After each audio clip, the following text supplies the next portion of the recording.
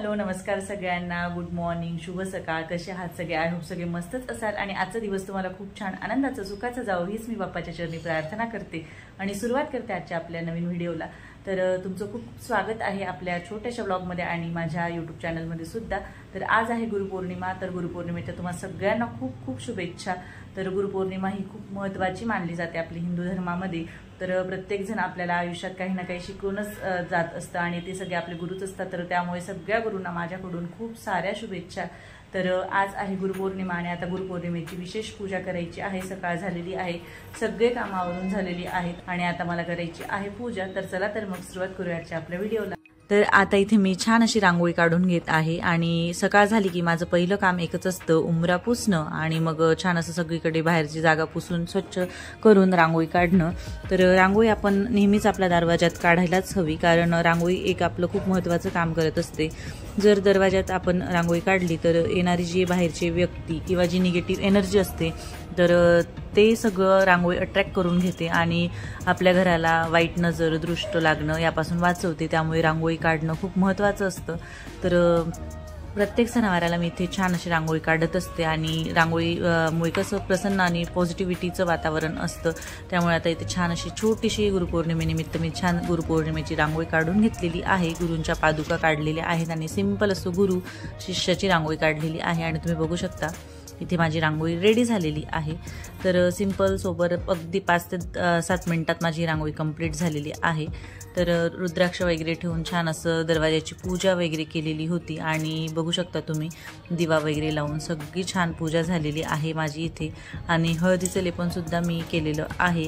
तर हळदीचं लेपनामुळे खूप पॉझिटिव्हिटी येते घरामध्ये. जी नकारात्मक एनर्जी असते ती सगळं नकारात्मक एनर्जी, दृष्ट हे सगळं निघून जाते. आणि हळदीचं लेपन आपण का करतो? कारण हळदीच्या लेपनामुळे आपल्या घरामध्ये लक्ष्मी आकर्षित होते.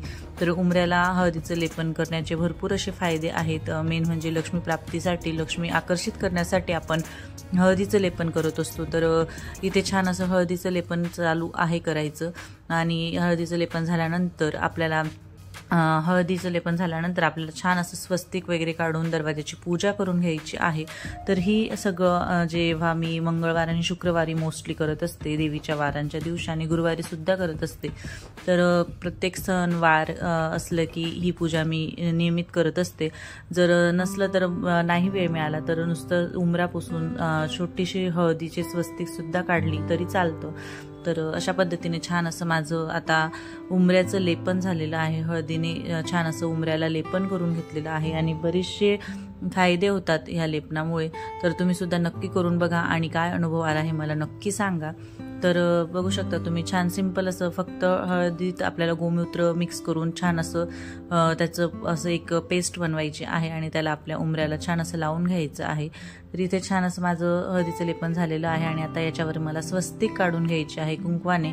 तर आपण लक्ष्मी मातेची प्रार्थना किंवा लक्ष्मी प्राप्तीसाठी, लक्ष्मी आकर्षित होण्यासाठी आपल्या घरावर अखंड लक्ष्मीचा वास राहावा आणि आपल्या घराला धनधान्य, संपत्तीची कमी भासू नये यासाठी आपण हे हळदीचं लेपन करत असतो. तर इथे तेच मी केलेलं आहे आणि आता छान असं लक्ष्मीच्या पावलांची सुद्धा पूजा करून घेतलेली आहे. आणि मस्तपैकी आता सगळं दरवाजाला पूजा वगैरे केल्यानंतर धूप दीपाचं ओवाळून घेणार आहे. फूल वगैरे वाहून छान अशी व्यवस्थित छोटीशी मस्त माझी इथे सकाळची पूजा झालेली आहे.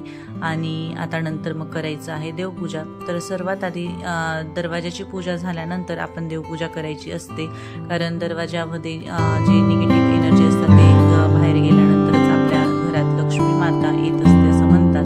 तर त्यासाठीच मी इथे दरवाजाची पूजा करून घेतलेली आहे.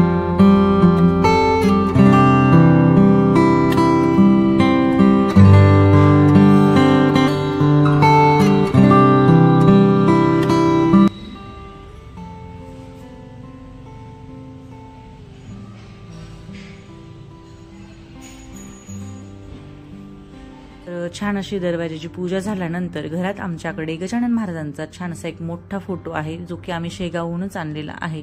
जेव्हा आम्ही लग्नानंतर पहिल्यांदा शेगाव गेलो होतो तेव्हाच महाराजांचा फोटो आणलेला आहे.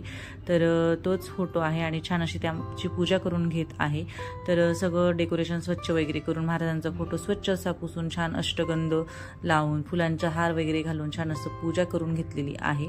आणि धूपदीप ओवाळून गजानन महाराजांना छान असा फुलाचा हार सुद्धा घातलेला आहे। तर खूप छान असं पॉझिटिव्ह वातावरण झालेलं आहे घरामध्ये। तर विशेषतः आपण गुरुपौर्णिमा यासाठी साजरा करतो कारण गुरुचं स्थान आपल्या जीवनात फार अमूल्य असतं। तर गुरुमुळेच आपण ज्या ठिकाणी आज आहोत ते फक्त गुरुमुळेच असतो आणि गुरुचे आभार प्रदर्शनाचा हा दिवस असतो। हे खूप छान असा हा मुहूर्त असतो, त्यामुळे आपण गुरुपौर्णिमा साजरा करतो। तर फोटोची छान अशी पूजा झाल्यानंतर देवघराजवळ सुद्धा छान अशी मी पूजा मांडलेली होती आणि आता तीच पूजा करत आहे। तर देवपूजा आधी सकाळी झालेली आहे आणि आता ही पूजा करते आहे। तर खूप छान अशी माझ्याकडे जेवढे महाराजांची प्रतिमा होत्या त्यांची सगळ्यांची पूजा इथे करून घेणार आहे। तर खूप छान असं सकारात्मक पॉझिटिव्ह वातावरण झालेलं आहे। खूप छान असं वाटत आहे आजच्या दिवशी। आणि गुरुपौर्णिमा हा दिवस आपल्यासाठी खूप महत्त्वाचा दिवस असतो। या दिवशी आपण सगळेजण गुरुची प्रार्थना पूजा करत असतो, गुरुला आपण आभार प्रदर्शन करत असतो आणि तोच हा दिवस आहे। आणि ही पूजा आता मी करून घेत आहे। आता तर महाराजांचा छान असा अभिषेक करून घेणार आहे आणि अभिषेक केल्या गेल्यानंतर पंचोपचार छान अशी पूजा करून घेणार महाराजांची। आणि महाराजांसाठी आज स्पेशली मी शेवाईंच्या खिरीचा सुद्धा नैवेद्य बनवलेला आहे। तर महाराजांचा छान असा अभिषेक झाल्यानंतर महाराजांना छान असं अत्तर लावून व्यवस्थित अशी त्यांची पूजा करून घेतलेली आहे। आणि आता सगळे जेवढे प्रतिमा आहेत त्यांची पूजा करून मी महाराजांचं पारायणसुद्धा केलेलं होतं गुरुपौर्णिमेच्या दिवशी। तर अशी छान सागर संगीत पूजा झालेली आहे आणि घरात खूप छान पॉझिटिव्ह वातावरण झालेलं आहे। धूप दीपचा सगळीकडे सुगंध दरवळत आहे आणि खूप छान वाटते घरामध्ये। तर अशी माझी गुरुपौर्णिमेची छान अशी पूजा झालेली आहे। तर आजचा तुम्हाला ब्लॉग कसा वाटला हे मला नक्कीच सांगा आणि आजचा ब्लॉग जर आवडला असेल तर व्हिडिओला एक लाईक नक्कीच करा। तुमचं एक लाईक मला खूप प्रेरणा देऊन जाणार असतं। आणि चॅनलला सबस्क्राईब करायला विसरू नका। चॅनलला सबस्क्राईब करणं अगदी फ्री ऑफ कॉस्ट आहे, तर तुम्ही नक्कीच सबस्क्राईब करू शकतात आणि नक्कीच सबस्क्राईबचं बटन दाबा, बेल आयकॉनसुद्धा दाबायला विसरू नका, म्हणजे नवीन नवीन माझे सगळे व्हिडिओ तुमच्यापर्यंत पोहोचतील आणि माझे सगळे व्हिडिओचा तुम्हाला फायदासुद्धा होईल। तर असा होता आजचा माझा एक छोटासा व्हिडिओ। तर व्हिडिओला एक लाईक नक्की करा आणि भेटूया अशाच एका आपण नवीन व्हिडिओमध्ये। तोपर्यंत बाय बाय, काळजी घ्या।